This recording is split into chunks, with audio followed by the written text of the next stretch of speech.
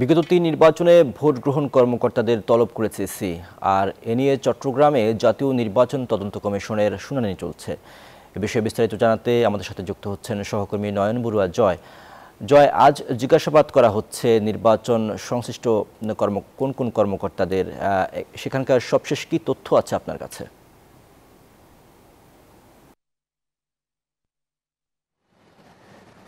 ধন্যবাদ রিয়াজ সুমন আপনাকে। এর আগের ঘন্টায় কিন্তু আমরা দেখানোর চেষ্টা করছি। দেখতে পাচ্ছেন যে শুনানি শুরু হয়েছে, যেহেতু ৬ এবং ৭ দুদিনই কিন্তু চট্টগ্রামের নির্ধারণ করা হয়েছে শুনানির, যেহেতু আগে ঢাকাতে করা হয়েছে। এরপরে দ্বিতীয় পর্বটা চট্টগ্রামে শুনানি হচ্ছে। গতকাল ৪৩ জনকে তলব করা হয়েছিল, এর মধ্যে অনেকজন এসেছে, আবার কেউ কেউ আসেনি বলে আমরা জানতে পেরেছি। তবে আজকে 18 জনকে কিন্তু তলব করা হয়েছে। তলবের যে শুনানিটা এখানে হবে বলে আমরা জানতে পেরেছি। একটু আগে আমরা দেখতে পাচ্ছি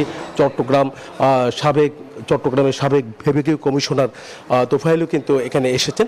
তো সব মিলে বলা যায়, আমরা আপনার সাথে একটু কথা বলতে চাচ্ছি যে আমার পাশে আছেন সিনিয়র নির্বাচন অফিসার রয়েছেন। একটু আগে আমরা দেখলাম যে শুনানিতে যারা এসেছেন তাদেরকে আমরা দেখেছি, অনেকজন অংশ নিয়েছেন।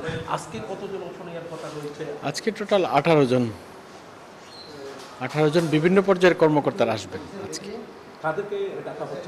রিটার্নিং অফিসার, সহকারী returning officer, presiding officer, assistant presiding, polling officer, তারপরে নির্বাচনী এজেন্ট যারা ছিলেন ওনাদেরকে, এবং কিছু পুলিশ কর্মকর্তাও আছেন ওনাদেরকে। গতকাল কতজন অংশ নিয়েছেন? গতকাল টোটাল প্রায় 42 জন বিভিন্ন পর্যায়ের কর্মকর্তা। আজকে 18 জন। আচ্ছা, এটার মূল উদ্দেশ্যটা কি?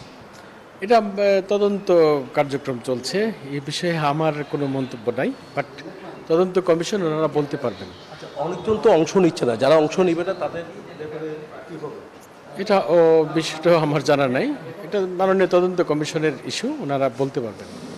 ধন্যবাদ। আমরা এতক্ষণ ধরে কথা বলেছি নির্বাচন অফিসারের সাথে, তিনি যেমনটা জানিয়েছেন তলব শুরু হয়েছে, শুনানি চলছে। গতকালও হয়েছিল, অনেকজন অংশ নিয়েছে, 42 জনের মতো অংশ নিয়েছে বলে আমাদেরকে জানিয়েছেন। আজকে 18 জনের মধ্যে এই পর্যন্ত আমরা দেখেছি চট্টগ্রাম 5 আসনের একজন প্রার্থীও, যে 2024 সালে যে নির্বাচনে অংশ নিয়েছিল, এরকম প্রার্থীও কিন্তু শুনানি শেষে কিন্তু আমাদের সাথে কথা বলেছেন।